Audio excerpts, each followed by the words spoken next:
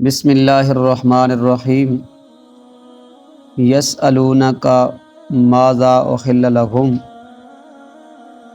اے میرے پاک پیغمبر، آپ سے پوچھتے ہیں ماذا کہ کیا چیز احل لہم حلال ہے ان کے لیے۔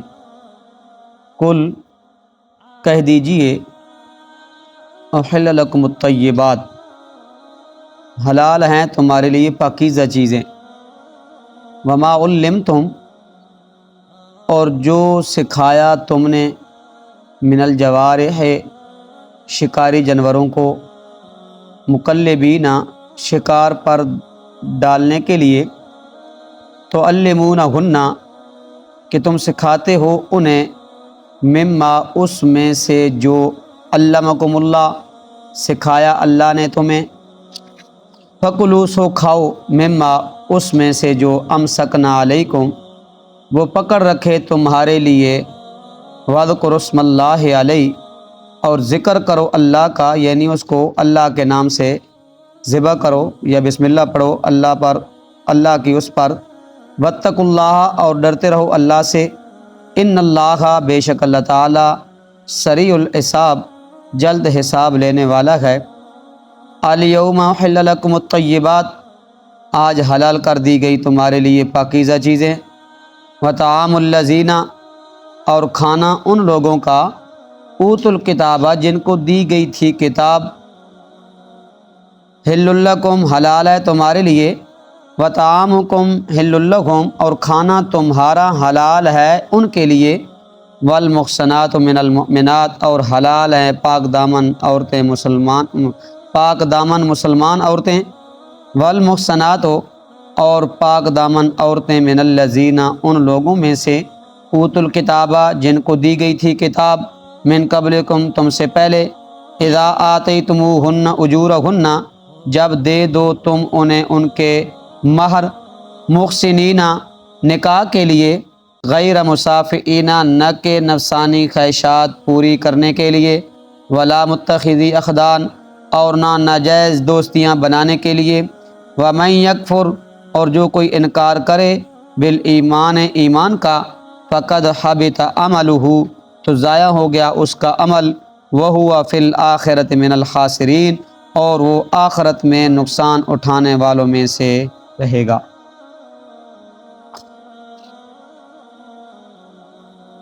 یسألونک ماذا احل لہم،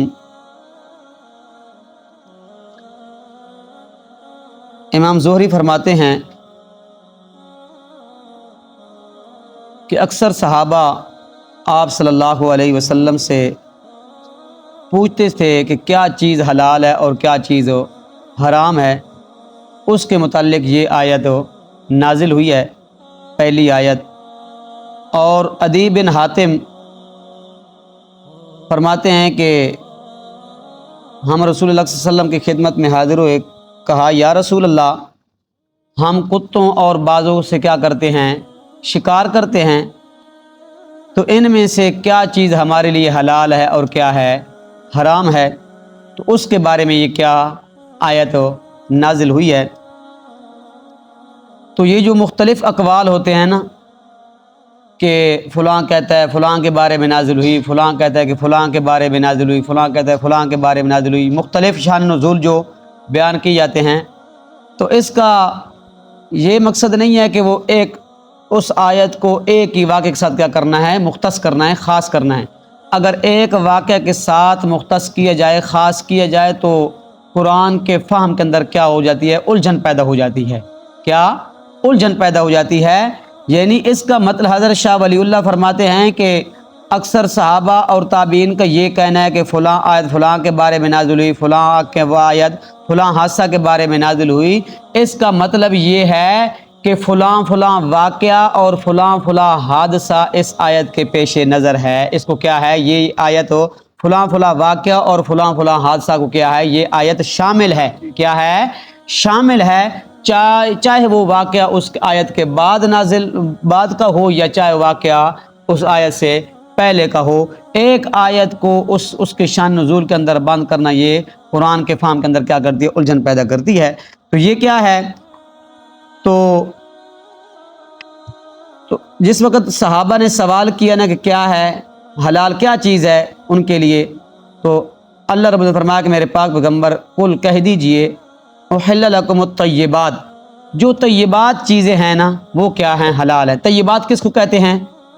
طیبات اس کو کہتے ہیں جن کو طبع سلیمہ ان سے نفرت ہو نہ کرے، یا قرآن و حدیث اجماع اور قیاس سے ان کی حرمت ثابت ہو نہ ہو، ان کو کیا کہتے ہیں؟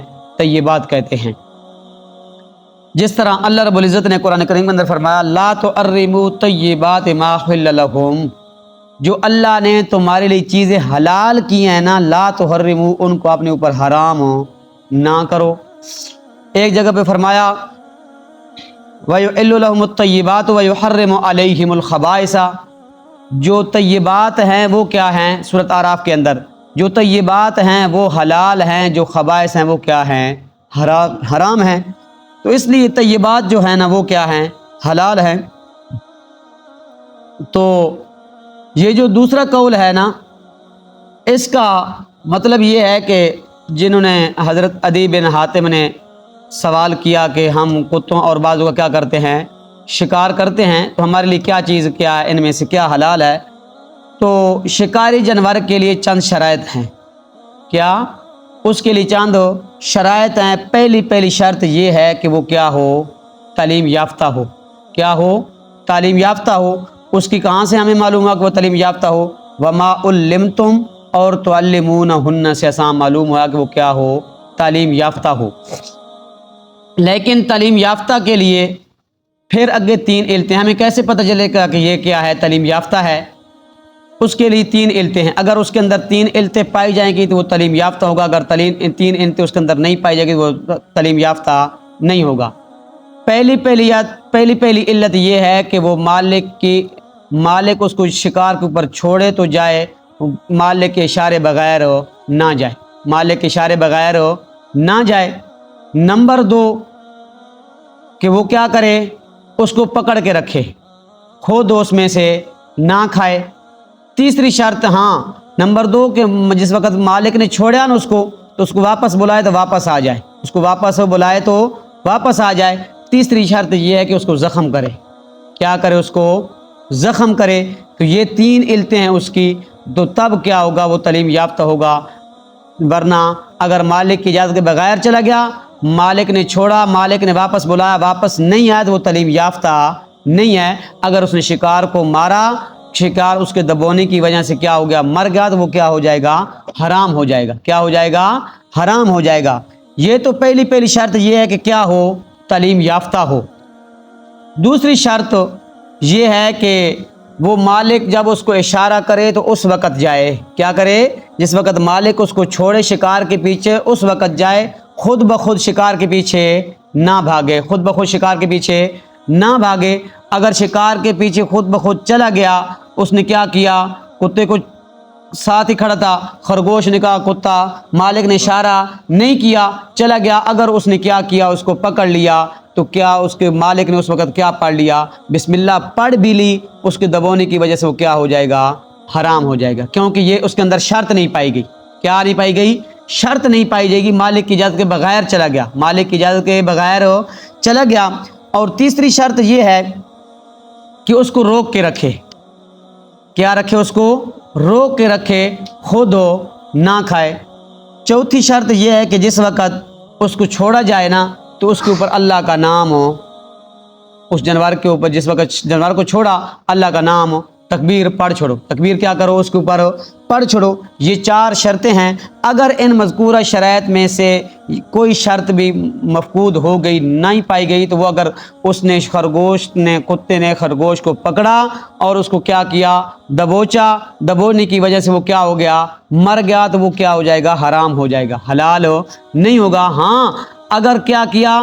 یہ شرائط اس کے اندر پائی جاتی ہیں، مالک نے چھوڑا اور اس کی کیا کی؟ اس کے اوپر بسم اللہ پڑھ دی، تکبیر پڑھ دی، تو وہ جانور مر گیا مالک نے پہنچتے وقت، اس وقت بھی کیا ہو جائے گا؟ حلال ہو جائے گا، کیونکہ شرائط پائی گئی ہیں۔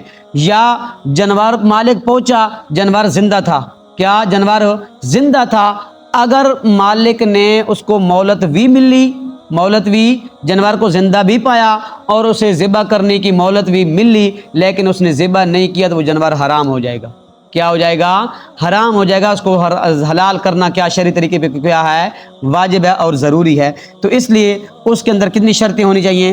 4 شرطیں۔ پہلی شرط وما علمتم من الجوارح، جوارح کہتے ہیں زخم کرنے والا، جوارح جاریحتن معنی زخم کرنا، یا کیا ہے جارحہ کا معنی کاسبہ کمانے والا، کیونکہ یہ جو شکاری جانور ہوتا ہے نا، شکاری جانور ہوتا ہے یہ اپنے مالک کے لیے روزی مہیا کرتا ہے، چاہے باز ہو چاہے کیا ہو، کتا ہو، تو اس لیے جوارح کا لفظ بولا۔ مکلبین مالک کی اجازت کے بغیر نہ جائے، وہ شرط مکلبین کے اندر کیا ہے؟ تعلمونہن مما علمکم اللہ فکلوا مما امسکنا، کیا تیسری شرط یہ ہے کہ اس کو روک کے رکھے، خود اس میں سے نہ کھائے۔ ہمارے کتے کیا کرتے ہیں؟ پکڑا نا، 2 ہیں تو ایک کو آدھے سے چیر دیا، دونوں نے کیا کیا؟ اس کو چیر دیا۔ ان کے اندر ان کی اگر مار دیا تو پھر کیا ہوگا؟ زخم لگایا تو وہ حلال نہیں ہوگا۔ کتا سیکھا ہوا ہو اور کیا باز بھی سیکھا ہوا ہو، اس کو تعلیم یافتہ ہو۔ فذکر اسم اللہ علیہ، جس وقت اس کو چھوڑا اس کے اوپر کیا پڑھے؟ تکبیر پڑھ لے۔ واتقوا اللہ، اور ڈرتے رہو اللہ سے، ان اللہ سریع الحساب، بے شک اللہ تعالیٰ کیا ہے؟ جلد حساب لینے والا ہے۔ الیوم احل لکم الطیبات، یہ تاکید کے لیے فرمایا، تائید اور تاکید کے لیے فرمایا کہ آج حلال کر دی گئی ہیں تمہارے لیے پاکیزہ چیزیں۔ وطعام الذین اوتوا الکتاب، اور کھانا ان لوگوں کا، طعام سے مراد ذبیحہ مراد ہے، طعام سے مراد کیا ہے؟ ذبیحہ مراد ہے، اور کھانا ان لوگوں کا جن کو دی گئی تھی کتاب۔ الکتاب سے مراد یہود و نصارہ، کیا؟ یہود و نصارہ۔ حل لکم، حلال ہے تمہارے لیے، وطعامکم، اور تمہارا کھانا حلال، حل لہم، حلال ہے ان کے لیے، والمحصنات، اور حلال ہے پاک دامن مسلمان عورتیں ان کے لیے، والمحصنات من الذین، اور پاک دامن عورتیں ان لوگوں میں سے، اوتوا الکتاب، جن کو دی گئی تھی کتاب، من قبلکم، تم سے پہلے، یعنی یہود و نصارہ کا ذبیحہ حلال ہے۔ یہود و نصارہ کا ذبیحہ کیا ہے؟ حلال ہے، بشرطے کہ اللہ کے نام کے ساتھ کیا کیا ہو؟ ذبح کیا ہو۔ اگر انہوں نے ذبح جانور کیا، یہودیوں نے جانور ذبح کیا تو حضرت عزیر علیہ السلام کا نام لیا تو جانور حرام ہو جائے گا۔ اگر عیسائیوں نے جانور ذبح کیا، حضرت عیسی علیہ السلام کا نام لیا تو وہ جانور کیا ہو جائے گا؟ حرام ہو جائے گا۔ اللہ کے نام کے ساتھ جانور ذبح کیا تو یہود و نصارہ کا ذبیحہ کیا ہے؟ حلال ہے۔ کیا ہے؟ حلال ہے۔ اور اسی طرح ان کی جو عورتیں ہیں ان سے نکاح کیا ہے؟ مسلمانوں کے لیے کیا ہے؟ حلال ہے، ان سے نکاح کر سکتے ہیں، اور مسلمان ان کو کیا؟ مسلمانوں کی جو عورتیں ہیں ان سے نکاح میں دے سکتے ہیں۔ لیکن اذا آتیتموہن اجورہن، اذا آتیتموہن اجورہن، جب تم ان کو مہور دے چکو، یعنی مہر دے چکو، ادھر اس کے اندر اشارہ ہے مہر کے واجب ہونے کی طرف، مہر کے واجب ہونے کی طرف۔ کیا ہے؟ مہر واجب ہے، ان کو ضرور ادا کرنا ہے۔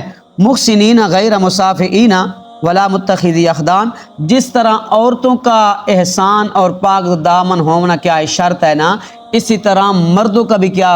پاک دامن اور عفیف ہونا کیا ہے؟ شرط ہے۔ اس طرح نہ ہو محسنین غیر مسافحین، محسنین غیر مسافحین، جس عورت سے موقع میسر ہو اس سے کیا کر لے؟ بدکاری کر لے، اس طرح بھی نہ ہو۔ نفسانی خواہشات کرنے کے لیے، پوری کرنے کے لیے نکاح نہ کیا جائے، سنت سمجھ کے نکاح کیا جائے۔ کیا سمجھ کے؟ سنت سمجھ کے نکاح کیا جائے۔ میرے محبوب نے فرمایا تم اس عورت کے ساتھ نکاح کرو جو زیادہ بچے جننے والی ہو۔ کیوں؟ کہ کل قیامت کے دن میں کیا کروں گا؟ میری امت زیادہ ہوگی، باقی امتوں کے اوپر میں کیا کروں گا؟ فخر کروں گا۔ کیا کروں گا؟ فخر کروں گا۔ لیکن ہم تو کیا کرتے ہیں؟ 2 ہی بہن، ہاں 2 ہی بہن۔ تو اس لیے کیا ہے؟ نفسانی خواہشات پوری کرنے کے لیے نہ ہو، ولا متخذی اخدان، ایسی بھی نہ ہو کہ پوشیدہ طور پہ ناجائز دوستی کے تعلقات قائم کی جائیں، اس لیے بھی نکاح نہ ہو۔ وَمَن يَكْفُرْ بِالْإِيمَانِ فَقَدْ حَبِطَ عَمَلُهُ وَهُوَ فِي الْآخِرَةِ مِنَ الْخَاسِرِينَ۔ یہ ایک سوال مقدر کا جواب ہے، یہ ایک سوال مقدر کا کیا ہے؟ جواب ہے، سوال کیا ہے؟ سوال یہ پیدا ہوتا ہے کہ جس وقت یہود و نصارہ کا ذبیحہ حلال ہے، ان کی عورتوں سے کیا نکاح جائز ہے، تو اس سے معلوم ہوتا ہے کہ ان کا مذہب بھی سچا ہے، ان کا مذہب کیا ہے؟ سچا ہے، اور کیا ہے؟ وہ حق پر ہیں۔ تو اس لیے تو کیا ہوا، ان کا ذبیحہ اور ان کی عورتوں کے ساتھ نکاح کیا ہے؟ جائز ہے۔ تو اس کا جواب یہ دیا کہ ایمان جو ہے اس کا تعلق دل سے ہے۔ کیا ہے؟ ایمان کا تعلق کس سے ہے؟ دل سے ہے۔ دل سے ایمان لانا کیا ہے؟ ضروری ہے اور واجب ہے۔ کیا ہے؟ واجب ہے۔ لیکن رب تعالیٰ نے قرآن کریم کے اندر فرمایا کہ وقالت الیہود لیست النصارى علی شیء وقالت النصارى لیست الیہود علی شیء، یہودیاں نے بھی کوئی دین نہیں تے نصارہ دا بھی کوئی دین نہیں۔ کیوں؟ یہودیاں نے حضرت عزیر علیہ السلام نو اللہ دا بیٹا اور نیب تسلیم کر کے انہاں دی عبادت کرنی شروع کر دیتی، اپنی حاجات وچ مشکلات وچ انہاں نو پکارنا شروع کر دیتا، اور عیسائیاں نے حضرت عیسیٰ علیہ السلام نو کہ مشکل کشا حاضر باز سمجھیا، انہوں نے عبادت کرنے کی کر دیتی، شروع کر دیتی۔ اس واسطے رب نے فرمایا یہود و نصارہ نہ کوئی دین نہیں ہے، کوئی دین نہیں ہے، ان کا دین کیا ہے؟ باطل ہے۔ کیا ہے؟ باطل ہے۔ لیکن رب نے فرمایا ہاں ایک گل کا خیال ضرور رکھنا، اس کو ذہن نشین کر لو کہ اگر کیا ہے، مردوں کو تنبیہ فرمائی ہے کہ اگر کیا ہے عورت یہود و نصارہ میں سے ہے، مومن مرد کیا ہے؟ مومن ہے، مسلمان ہے، تو اس طرح نہ ہو کہ اس عورت کے مذہب کے رسم و رواجات کو خیال کر کے کہیں متاثر نہ ہو جائے، کہیں متاثر نہ ہو جائے۔ اگر متاثر ہو گیا فقد خابط عملہ، تو اس کے عمل کیا ہو جائیں گے؟ ضائع ہو جائیں گے۔ اس کے عمل کیا ہو جائیں گے؟ ضائع ہو جائیں گے۔ وَهُوَ فِي الْآخِرَةِ مِنَ الْخَاسِرِينَ، اور آخرت میں نقصان اٹھانے والوں میں سے رہے گا۔ اللہ عمل کی توفیق عطا فرمائے۔